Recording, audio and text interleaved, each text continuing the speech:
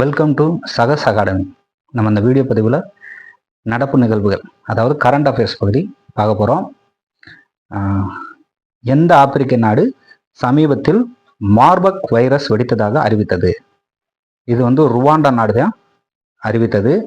இது அந்த Marburg virus அப்படின்றது மிக கடுமையாக பரவக்கூடிய வியாதிகளை ஏற்படுத்தக்கூடியன்னு சொல்கிறாங்க. அந்த வைரஸ் வெடித்ததாக அறிவித்த நாடு ருவாண்டா. அடுத்ததாக சமீபத்தில் செய்திகளில் பார்த்த கேனரி தீவு கூட்டம் எந்த கடலில் அமைந்துள்ளது? அட்லாண்டிக் பெருங்கடலில் அமைந்துள்ளது. ஐநா பாதுகாப்பு கவுன்சிலில் இந்தியாவின் நிரந்தர உறுப்பினருக்கான முயற்சியை சமீபத்தில் எந்த நாடு ஆதரித்ததுன்னு கேட்குறாங்க. பூடான் தான் ஆதரிச்சிச்சு. அப்போ அந்த பூடானோட பிரதமர் யாருன்னா ஷேரிங் டோபிகை அப்படின்றவர் தான் மிக வலுவாக ஆதரித்ததாக சொன்னாங்க.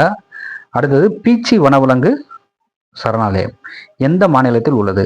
கேரளாவோட திருச்சூர் மாவட்டத்தில் இருக்கிறது தான் பீச்சி வனவிலங்கு சரணாலயம். சமீபத்தில் சிறந்த பாரம்பரிய சுற்றுலா கிராமம் விருது 2024 பெற்ற ஆண்ட்ரா அப்படின்ற இடம், அந்த கிராமம் எந்த மாநிலத்தில் அமைந்துள்ளது அப்படின்னு கேட்டிருக்காங்க. மணிப்பூர். பாரதிய கலா மகோத்சவ் முதல் பதிப்பு எங்கு தொடங்கப்பட உள்ளது? குடியரசுத் தலைவர் திரௌபதி முர்மு போட்டிருக்கு. திரௌபதி முர்மு 8வது பாரதிய கலா மகோத்சவை 28 செப்டம்பர் 2024 அன்று தெலுங்கானாவோட செகந்திராபாத்தில் வடகிழக்கு மாநிலங்களின் மையமாக கொண்டு தொடங்கி வைத்தார். இந்த திருவிழா செப்டம்பர் 29 முதல் அக்டோபர் 6, 2024 வரைக்கும் நடக்குது. அடுத்ததாக 3 கோர்சஸ் அணை சீனாவில் எந்த நதியில் அமைந்துள்ளது? யாங்சே நதியில் அமைந்துள்ளது. 2024 ஆண்டிற்கான சாஸ்திரா ராமானுஜன் பரிசு யாருக்கு வழங்கப்பட்டது? அலெக்சாண்டர் டன் அப்படின்றவருக்கு வழங்கப்பட்டது. இந்த பரிசு 2005 ஆண்டு தமிழ்நாட்டில் உள்ள சாஸ்திரா பல்கலைக்கழகத்தால் நிறுவப்பட்டது. இது ஆண்டுதோறும் ராமானுஜனின் பிறந்த நாளான டிசம்பர் 22 அன்று 32 வயதுக்கு உட்பட்ட கணிதவியலாளர்களுக்கு வழங்கப்படுகிறது. இந்த விருது ஒரு சான்று மற்றும் 10,000 ரொக்க பரிசை உள்ளடக்கியது. சமீபத்தில் செய்திகளில் வெளிவந்த பறக்க முடியாத பறவையான ஈமு எந்த நாட்டை சேர்ந்தது? ஆஸ்திரேலியாவை சேர்ந்தது. இந்தியாவின் முதல் விரிவான புற்றுநோய் மல்டி ஓமெக்ஸ் டேட்டா போர்ட்டலை சமீபத்தில் எந்த அமைப்பு அறிமுகப்படுத்தியது? இந்திய புற்றுநோய் ஜீனோம் அட்லஸ் என்ற அமைப்பு தான் அறிமுகப்படுத்தியது. பள்ளிக்கரணை சதுப்பு நிலம் எந்த மாநிலத்தில் அமைந்துள்ளது? பள்ளிக்கரணை சதுப்பு நிலத்தை சுற்றி அகற்றப்படும் சேற்றின் அளவை அளவிட குளியல் அளவீட்டு ஆய்வு நடத்தப்படுகிறது.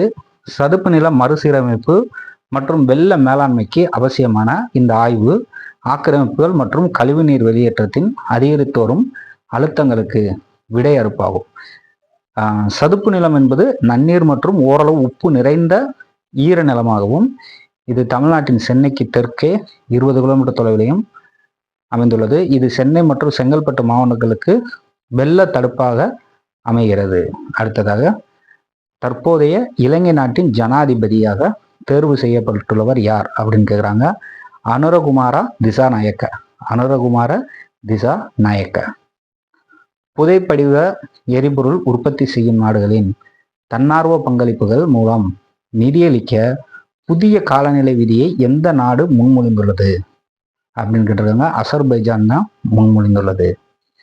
சமீபத்திய அறிக்கையின்படி தலித்துகள் மீதான வன்கொடுமை வழக்குகள் எந்த மாநிலங்களில் அதிகம் பதிவு செய்யப்பட்டுள்ளன அப்படின்னா உத்தரப்பிரதேசம், ராஜஸ்தான் மற்றும் மத்திய பிரதேசம்.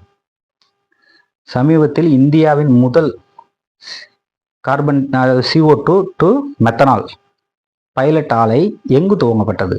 புனேவில் துவங்கப்பட்டது. ஓகே ஃப்ரெண்ட்ஸ், இதோட அந்த வீடியோ முடிஞ்சிச்சு. அடுத்த வீடியோவில் நம்ம சந்திக்கலாம். நம்ம சேனல் இன்னும் சப்ஸ்கிரைப் பண்ணாமல் நண்பர்கள் இருந்தீங்கன்னா சப்ஸ்கிரைப் பண்ணிடுங்க. உங்களோட ஃப்ரெண்ட்ஸுக்கும் நம்ம சேனலை ஷேர் பண்ணுங்கள். Thank you friends.